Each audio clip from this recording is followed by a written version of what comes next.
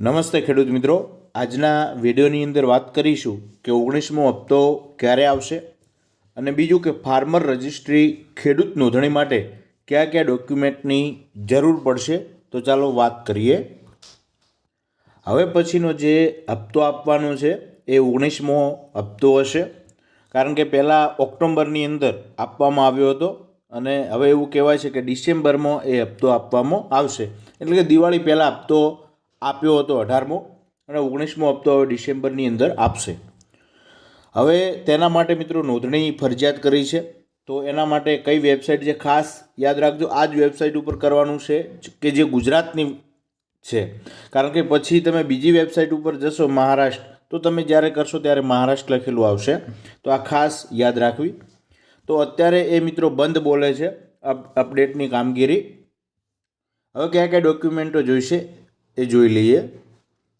જ્યારે પણ નોંધણી શરૂ થશે ત્યારે અમે તમને વિડીયો બનાવી અને માહિતી સૌ પ્રથમ પહેલાં આપીશું. તો કયા કયા ડોક્યુમેન્ટની જરૂર પડશે? પ્રથમ તો તમારો મોબાઈલ નંબરની જરૂર પડશે. ઈમેલ એડ્રેસ હોય તો જરૂરી, બાકી કોઈ જરૂરી નથી. મોબાઈલ નંબર ખાસ કે જે આધાર કાર્ડ સાથે લિંક છે એ, બરાબર છે. ત્યારબાદ જોઈએ તો તમારો પાન નંબર તમે અંદર નાખી શકો છો, હોય તો, ફરજિયાત નથી. કિસાન ક્રેડિટ કાર્ડ હોય તો તમે નાખી શકો છો, કિસાન ક્રેડિટ. ત્યારબાદ તમે તમારા બેંક એકાઉન્ટની માહિતી નાખવાની રહેશે, બરાબર છે. બેંક એકાઉન્ટ ફરજિયાત નથી, પરંતુ આપણે નાખી દેવી જરૂરી છે.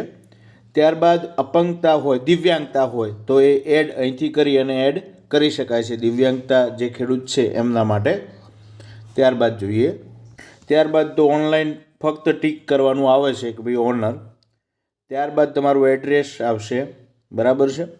ત્યારબાદ અહીંથી તમારો ખાસ તમારે સર્વે નંબરની જરૂર પડશે કે તમારા જમીનના જેટલા પણ સર્વે નંબર હોય એ ફેચ ઉપર તમે ક્લિક કરશો એટલે તમારે સર્વે નંબર ખાસ તમારી પાસે રાખવા જરૂરી છે.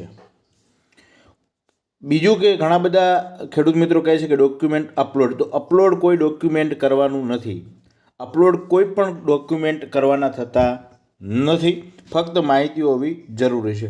અહીં સર્વે નંબર નાખશો એટલે એ નામ સાથે અહીં આવી જશે, બરાબર છે. અહીં કેટલી જમીન છે, શું છે, અને ત્યારબાદ સેવ કરી અને ક્લિક કરવાનું છે અને પછી આગળ વધવાનું છે અને પ્રોસેસિંગ કરવાનું છે, બરાબર છે. ત્યારબાદ અહીં આધાર નંબર નાખી દેવાનો છે અને ઓટીપી નાખવાનો છે. બહુ સરળ છે, તમે જાતે પણ વેરીફાઈ કરી શકો છો. બહુ સરળ છે, એટલું બધું હાર્ડ નથી. તમે જાતે પણ જોઈ અને કરી શકો છો.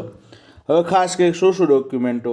તો મોબાઈલ નંબર થયો, બરાબર, કે જે આધાર કાર્ડ સાથે લિંક હોય, બરાબર. ત્યારબાદ બીજા નંબરે શું થયું કે આધાર કાર્ડ નંબર, બરાબર. ત્રીજા નંબરે બેંક એકાઉન્ટની વિગત. ત્રીજા નંબરે જો પાન કાર્ડ હોય તો પાન કાર્ડ, બરાબર છે. કિસાન ક્રેડિટ કાર્ડ કઢાવેલું હોય તો એની વિગતો. ત્યારબાદ સર્વે નંબરની માહિતી. આટલા ડોક્યુમેન્ટો તમારે જોઈશે. ફક્ત માહિતી ઓકડા જ જોઈશે, કોઈ પણ ડોક્યુમેન્ટ અપલોડ કરવાનું નથી. તો બહુ સરળ છે, તમે જોઈ શકો છો. એટલી બધી માહિતી પણ માગતા નથી.